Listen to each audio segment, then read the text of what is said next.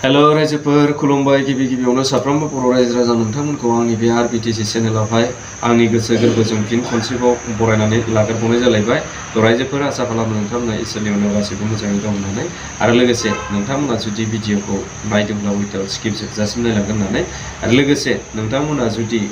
चेनेलाव गोदानै हाबफैदोंब्ला अननानै subscribe share like आरो कमेन्ट खालामगोन होननानै। रायजोफोर दिनैहाय आं नोंथांमोनजों गोबावथार सम रायज्लाया मानोना आङो जोंहा प्रमद बर' सार बिथांनि माखासे बुंनाय बाथ्राफोरखौसो नोंथांमोननो भिडिअ क्लिप होनानै होनो लुबैदों। दा बेनो जाहैबाय बियो प्रिपारेशना जाहैबाय बा बिथांनि बाथ्रा बुंनाया जाहैबाय बियो फैबाय थानाय जोंहा 2025 मायथाइनि जे बिटिसि इलेक्शन बे इलेक्शननिसो माखासे बुंनाय बाथ्रा होननानै आं सानदों बा बिथांनि बियो 2025 मायथाइनि बिटिसि इलेक्शननि प्रिपारेशन आरोखि। दिनै रायजो राजाखौ माब्रैबा आरोबाव गावनि आवथायाव लाबोबावनो हागोन बा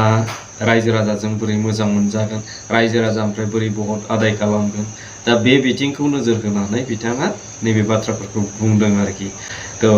मोनसे बाथ्राया बेनो बिथाङा एसेबां दिन थाबोबाय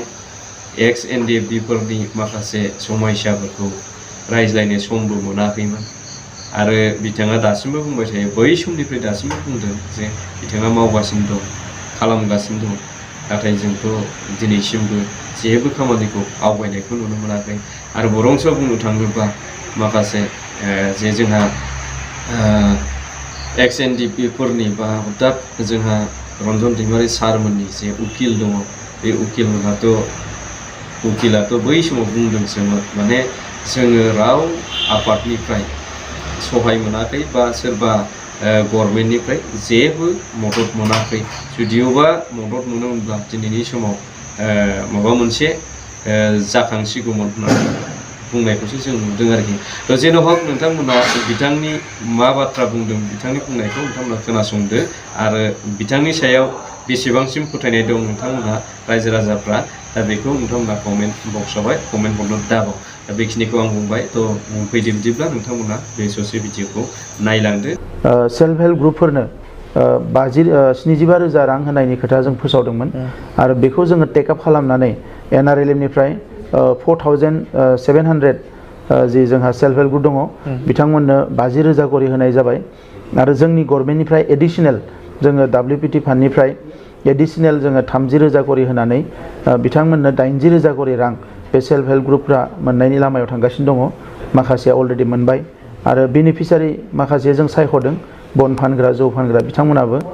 थाबैनो फैसाखौ मोनगोन। दा आबादारिफोरनि थाखाय गुबैयै जोङो मोनसे स्किम पास खालामना लाबाय, अलरेडि माखासे ब्लगाव सहैबाय। फार्म मेसिनारि बेंक होननानै जेखौ बुङो कास्टम हायारिं सेन्टार, दा बेवहाय जोङो 33 ब्लक दङ जोंहा बड'लेण्ड ओनसोलाव आरो बिनिनो गासैबो ब्लकआवनो 2-3 ट्रेक्टर, पावार टिलार, माइ हाग्रा मेसिन, माइ गायग्रा मेसिन बे गासैखौबो जोङो ब्लकआव होनायनि थाखाय थिग खालामदों आरो बियो माखासे ब्लकआव अलरेडि सहैबाय। बर' रावनिखौ अलरेडि मिथिबाय, अफिसियेल एस'सियेट अफिसियेल राव जाबाय। बर' कसारि काउन्सिला दाजाबाय। कार्बि आंलंनि हिल स्टेटासनि थाखाय आं बावैसो अमित शाह बिथांखौ लोगो हमना फैदों आरो बिथाङा एसुरेन्स होदों कि थाबैनो कार्बि आंलंनि हिल स्टेटास बिलखौ पास खालामगोन होननानै आरो बेखौ स्पेसियेलि जोङो नांगासिनो दङ। दा ओंखायनो दिनैनि समाव बेराफारसेथिं मोनसे खोथाखौ बुङाबा गोरोन्थि जागोन, NDFBनि जि केस उइथड्र खालामनाय, रिहेबिलिटेसन बे गासैखौबो लानानै जोंनि सरकारनिफ्राय डिपुटि चिफ गबिन्द बसुमतारी बिथां, जोंनि EM रन्जित बसुमतारी बिथांमोनखौ लानानै जोङो मोनसे कमिटि दानानै होदों आरो बे कमिटिया 2 मिटिं जालांबाय जे केस उइथड्र खालामनाय, रिहेबिलिटेसन खालामनाय बे गासैखौबो लानानै लिडारफोरखौ जेलनिफ्राय बरननाय बे खामानिफ्रा मोनसे स्पिडआव बियो सोलिगासिनो दङ आरो बेनो थांनानै हाइकर्टआव लास्ट पर्यायाव एसे थाबथानानै दङ। बे जाबाय स्पेसियेल कर्ट, जायफोरा अलरेडि कनभिक्टेड जाबाय बिसोरनि केसफोरखौ उइथड्र खालामनो थाखाय एबा बे केसफोरखौ डिजल्भ खालामनो थाखाय माखासे स्पेसियेल कर्टबो गायसननो थाखाय सरकारा थांखि लादों आरो बेखौ थांखि लाहोनाय जादों। दा ओंखायनो बिटिआर गोरोबथाया जोंनि थाखाय जोबोद मोनसे मोजां गोरोबथा। सोरबा बेखौ सोंखारिदों, नाथाय बे गोरोबथायाव बर' हारिनि 30-40 बोसोर नांबोनाय जेंनाखौ मोनसे फिनिशिंआव लाबोनानै इयुननि लामा हान्थिनांगौनि थाखाय एसे स्र' खालामना लानायनि थाखाय बे बिटिआर गोरोबथाया जोबोद मोनसे मोजां गोरोबथा आरो बेखौ जोङो मोनसे दफा लांनानै नायोब्ला बेवहाय गोबां दङ दिनै डिसिआ जोंनि आखायाव फैबाय एसपिफ्रा जोङो बिसोरखौ ट्रेन्सफार पस्टिं खालामनो हानाय जाबाय डिआइजि जों मोनबाय आरो 280 आर्टिकेल 280 डाइरेक्ट फान्डिं बेयो पार्लियामेन्टआव फैनायनि मोनसे लामायाव दंगासिनो दङ दा बेफोरखौ नायनानै जों बुंनो हायो एकर्ड इमप्लिमेन्टेसना जोबोद स्पिडआव जादों